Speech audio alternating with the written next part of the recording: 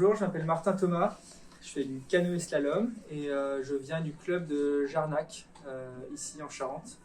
Donc j'ai participé aux derniers Jeux Olympiques, j'ai terminé cinquième en finale et j'ai décroché le titre de champion du monde par équipe cette année également. Qu'est-ce que le sport vous a apporté dans votre vie? Le sport, ça m'a apporté toute ma vie. Toute ma vie, j'ai fait du sport depuis l'âge de 5 ans, le canoë depuis l'âge de 13 ans, et le haut niveau depuis l'âge de, on va dire, le très haut niveau depuis l'âge de 23 ans. Et donc, je me suis toujours construit autour du sport et de la compétition. Et voilà, moi j'ai toujours cru aux valeurs du sport. Euh, voilà, évoluer dans un club qui était en plus très dynamique ça m'a fait grandir, ne serait-ce que dans mon projet professionnel aussi, avec des études de kiné, ensuite un métier de kiné que j'ai exercé quelques années, et ensuite pour aller chercher le plus haut niveau, c'est-à-dire atteindre les Jeux Olympiques. Voilà, c'était vraiment un mélange de tout ça pour atteindre le plus haut niveau. Et puis maintenant, c'est en route vers Paris et c'est pareil, le sport est vraiment au centre de ma vie au quotidien, que ce soit par mes projets à côté avec Riding to Explore, un projet plus lié avec le sport et l'environnement. Mais voilà, je mets toujours du sport dans tout ce que je fais. Je pense que vraiment une magnifique école de la vie. Quelle idée avez-vous du rôle, en tant que sportif de haut niveau comme vous, dans l'éducation des jeunes? C'est pas moi qu'il faut poser la question, hein, parce que moi je vais forcément dire que qu'il n'y a pas, voilà, il y a pas mieux que le sport pour apprendre des valeurs, mais de quoi que ce soit, de travail, l'abnégation, le sens du partage, le travail en équipe, se mettre des objectifs, se dépasser. Le sport, c'est dans tous les domaines, c'est un modèle d'excellence, voilà, vraiment sur tous les aspects qu'on peut imaginer. Donc forcément, je fais toujours un lien avec le sport dans tout ce que je fais dans la vie. Donc forcément, pour l'éducation, il y a pas mieux que mettre du sport. Et comme ici, ils le font très bien au sein du collège, je pense qu'il y a un vrai dynamisme autour du sport. Je fais quel sport? Alors du canoë, slalom. Pourquoi du canoë? Kayak, donc ça c'est une pale, on appelle ça, le manche, et le kayak, il y a une autre pale ici, et on fait comme ça. Moi, je fais canoë, donc que d'un côté. D'accord? Alors que d'un côté quand je tiens la pagaie, mais des fois ça m'arrive de changer de côté. Et la deuxième réponse, c'est à l'intérieur du canoë, quelle position? Je suis à genoux. Donc canoë, slalom. Quelqu'un connaît mon âge? 32. Je suis pas tout jeune, hein. Je suis vieux pour le sport. Non. Le canoë, on peut en faire jusqu'à 40 ans à haut niveau. Donc ça, j'ai encore un peu de marge. Être athlète de haut niveau. Première question, est-ce que c'est un métier? Le fait d'être sportif de haut niveau, ce n'est pas un métier. Voilà. Être sportif de haut niveau, c'est juste avoir fait des résultats et qui donne droit à être inscrit en liste de haut niveau, au niveau du ministère. C'est uniquement ça. Donc ça apporte pas le droit à une rémunération, c'est pas du coup un métier où on est payé. On ne vit pas en étant sportif de haut niveau. Oui. Très bonne question. C'est que du coup, depuis le moment où on commence le canoë, on sait que ce sera très très dur d'être professionnel en étant sportif de haut niveau, en canoë, parce qu'on est un petit sport. On est un sport où on est peu médiatisé. Tu vois peu de canoë à la télé, par exemple, comme le foot. Donc le club ne nous paye pas pour faire du canoë, contrairement par exemple au foot, où là ils sont professionnels de leur club. Nous, la fédération ne nous donne pas d'argent pour faire du canoë. D'accord? Quand on est sportif de haut niveau, on ne gagne pas d'argent directement. Il faut du coup trouver toute une stratégie pour pouvoir faire son activité et gagner de l'argent et vivre du coup en étant sportif de haut niveau. Donc moi, ma stratégie, c'était de faire des études. Moi, j'ai donc passé mon bac S. Ensuite, j'ai passé une licence de biologie. Et ensuite, j'ai été en école de kiné. J'ai fait une école de kiné, j'ai eu mon diplôme de kiné et j'ai travaillé en tant que kiné quelques années, 5 ans. Et à côté de ça, je m'entraînais aussi. Donc très dur de s'entraîner et de travailler en même temps, pour avoir un objectif de très haute performance, en tout cas. Donc une fois que je m'étais fait un peu mon avenir, je savais que quand j'arrêterais le canoë, j'aurais un diplôme et donc un travail. Et ben là, je me suis mis à 100% après en canoë pour aller chercher mes objectifs. On va le voir un petit peu par la suite. Donc pour aller aux Jeux Olympiques, il faut être rêveur. Faut être jeune, rêveur et absolument se dire est-ce que pour un jour j'irai aux Jeux Olympiques. Moi c'est devenu mon rêve en fait. C'est un rêve, mais quand un rêve c'est un peu imaginaire et on n'y croit pas quand on est jeune en tout cas. Mais à la base, tout naît d'un rêve. Il faut avoir envie que son rêve devienne réalité. Mais s'il n'y a pas le rêve à la base, c'est très difficile d'avoir après un objectif. Moi, je suis un grand rêveur, j'ai toujours des rêves de faire plein de choses. Je ne pourrais pas tout faire, mais en tout cas, un de mes rêves, c'était d'aller aux Jeux Olympiques. Et j'ai tout mis en œuvre, du coup, pour pouvoir y participer.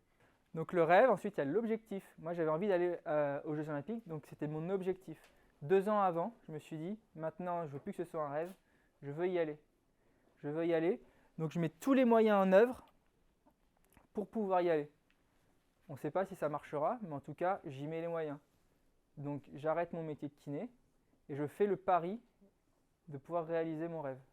Et une fois qu'on met tous les moyens en œuvre pour y arriver, là on voit que ça marche. On voit qu'il y a des premières performances qui commencent à arriver. L'année où j'ai fait le pari d'aller aux Jeux Olympiques, de me dire dans 2 ans j'ai envie d'aller aux Jeux Olympiques, et ben j'ai été première médaille internationale en championnat d'Europe. Vice-championne d'Europe comme on a vu tout à l'heure. Donc là c'était ma première médaille internationale et là je me suis dit et finalement ce rêve il se rapproche petit à petit et je vais peut-être pouvoir y arriver. Et c'est grâce à cette première médaille d'ailleurs que j'ai eu un petit bonus pour pouvoir aller me sélectionner derrière. Donc quand on est sportif de haut niveau, on s'entraîne donc à faire du canoë. Ça prend la majeure partie du temps. On fait 2 séances par jour à peu près. Donc qui vont de 1 heure à 2 heures la séance. Donc effectivement, avec l'échauffement, la récupération, ça prend jusqu'à 4 heures par jour dans mon canoë, donc les genoux pliés. Mais il faut passer beaucoup de temps dans son activité parce que marcher c'est facile, hein, on sait faire, sauter c'est naturel. Par contre, se déplacer avec ses bras en permanence, ça c'est pas naturel. Et en plus sur un terrain qui fait que bouger. On est quand même sur un tapis roulant, donc c'est l'eau qui défile dans la rivière. Il faut se déplacer sur ce tapis roulant, qui en plus peut changer. Des fois, il y a une vague qui se crée, des fois, il y a un rouleau qui éclate. Et en plus, on a des portes à passer, très précises, d'accord. Et donc, il faut que ce soit naturel. En fait, quand je monte dans mon canoë, je suis chez moi. Je suis comme dans mon canapé. Je réfléchis même pas et je vais où j'ai envie d'aller. Mais ça devient naturel parce qu'on a passé beaucoup de temps dedans, à s'amuser. Ça, c'est très important de se faire plaisir. On ne peut pas passer autant de temps dans son activité si on ne se fait pas plaisir en la faisant. Donc il y a l'entraînement en canoë. Et ensuite, qu'est-ce qu'il y a d'autre comme entraînement, par exemple ? Par exemple, la préparation mentale, préparation physique, la souplesse, les étirements, c'est indispensable. Parce qu'il y a des mouvements à faire. Si je fais trop de musculation et je ne fais pas d'étirement, je ne pourrai plus aller chercher tout là-bas. Le gainage, par exemple. Par exemple, il faut travailler le cœur, le cardio. Le cardio, le souffle. Donc, on va faire d'autres activités. Donc, sport de haut niveau, c'est être entouré en permanence d'une équipe de soutien. Vous savez qui y a dans une équipe de soutien ? Le préparateur mental, le coach, ouais, qui est là avec moi quasiment en permanence sur chaque séance pour avoir toujours un œil sur moi. Pouvoir me suivre. C'est lui des fois qui me connaît mieux que moi. Et pareil en compétition, c'est lui qui me fait des retours, qui me fait qui va avoir la petite phrase toujours au bon moment le jour de la compétition. Et ça, c'est important qu'il soit là quasiment au quotidien. Et les partenaires d'entraînement. Donc c'est important de faire des séances à plusieurs pour se donner une émulation, se motiver en permanence. Donc être sportif de haut niveau, c'est partir souvent, longtemps, loin de la famille, loin des amis. En ce moment, malheureusement avec le Covid, c'est souvent être seul dans sa chambre d'hôtel. Et là, c'est important d'être toujours en contact avec ses proches, avec sa famille. Recevoir des messages, en envoyer, échanger en permanence avec des gens qui sont restés en France mais qui nous suivent. Pendant les Jeux, j'ai reçu énormément de messages, de petites vidéos et ça fait extrêmement plaisir, ça donne de l'énergie. Quand des fois, on est tout seul dans sa chambre, même si on a une belle vue, un beau coucher de soleil, des fois on a quand même un peu envie d'être avec ses amis. Et donc c'est important qu'ils nous suivent et qu'ils soient là à nos côtés en permanence. La récupération, très important. Donc, au milieu, c'est une séance de kiné avec de l'argile. Mais par contre, à gauche, c'est une chambre de cryothérapie. Moins 110 pendant 3 minutes. Et bien manger, bien manger. On ne mange pas des burgers à tous les repas. Hein. De temps en temps, ça peut nous arriver quand même. Hein. Donc faire attention à ce qu'on mange parce que le bateau, il est fait pour un poids, 72 kg, celui-là. Si je fais 75 kg, il est plus adapté. Donc le haut niveau, c'est aussi... C'est pour ça qu'on fait le haut niveau. C'est pour des moments forts, des podiums, des médailles, des victoires. Et tout ça, on peut le partager après. On le partage avec sa famille, ses proches, ses amis.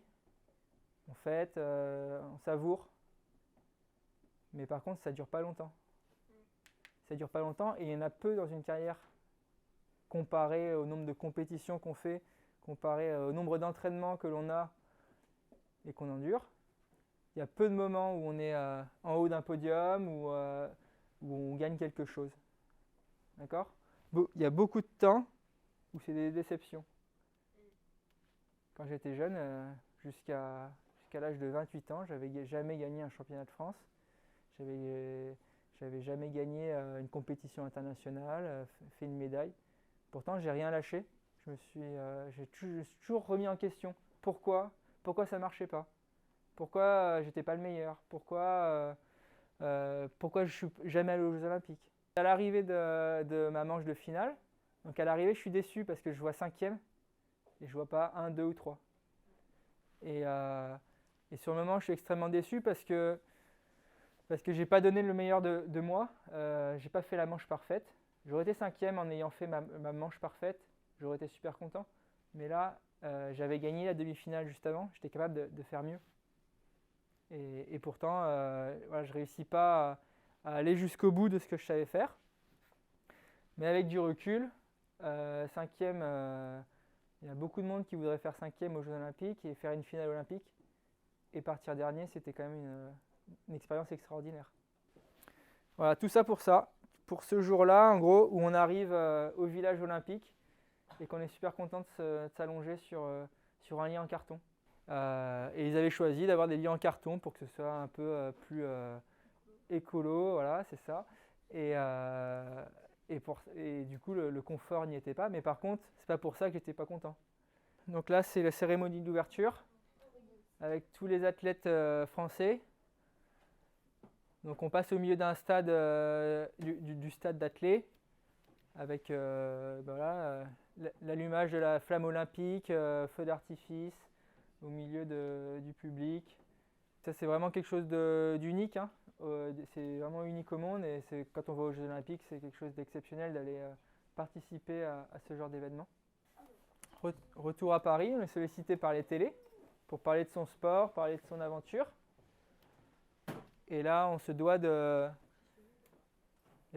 d'être assez visible, de faire de la publicité entre guillemets pour son sport, parce qu'on a un petit sport et on a envie qu'on parle de son sport à la télévision. Donc on fait de la promotion pour son sport. C'est grâce à ça aussi grâce aux Jeux Olympiques qu'on est un peu plus médiatisé, qu'on est un peu plus visible à la télé. Et derrière, qu'on pourra aller chercher quelques sponsors pour pouvoir vivre de ce sport.